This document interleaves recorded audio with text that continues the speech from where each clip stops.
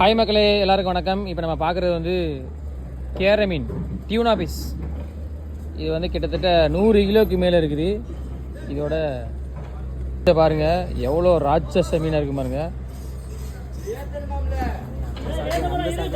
அதோடு விடு பாருங்கள் மக்களே, இந்த பிக்கஸ்ட்டு ஃபிஷ் சரியான சைஸாக இருக்குது பாருங்க.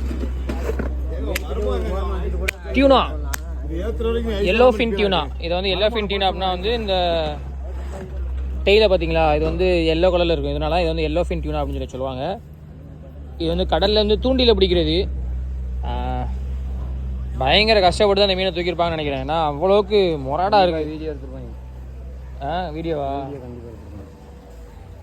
சரியான மீனுங்க பாருங்க. எந்த அளவுக்கு அப்படியே பார்க்குறதுக்கு ஒரு ட்ரை சைக்கிளில் இந்த ஒரு மீன் இருக்குது.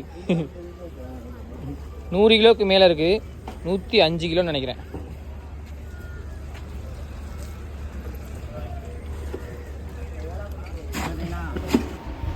மக்களை, இந்த மீனை வந்து பிடிச்சி கண்டிப்பாக வந்து போட்டில் ஏற்றுறதுக்குள்ள பயங்கர பாடுபட்டிருப்பாங்க. ஏன்னா அந்த ஹூக்கில் மாட்டினதும் அதை உயிரோடு துள்ளும் போது நீங்கள் நிறைய வீடியோவில் பார்த்துருப்பீங்க. அந்தளவுக்கு செம ஆக்ரோஷமாக பாயும்.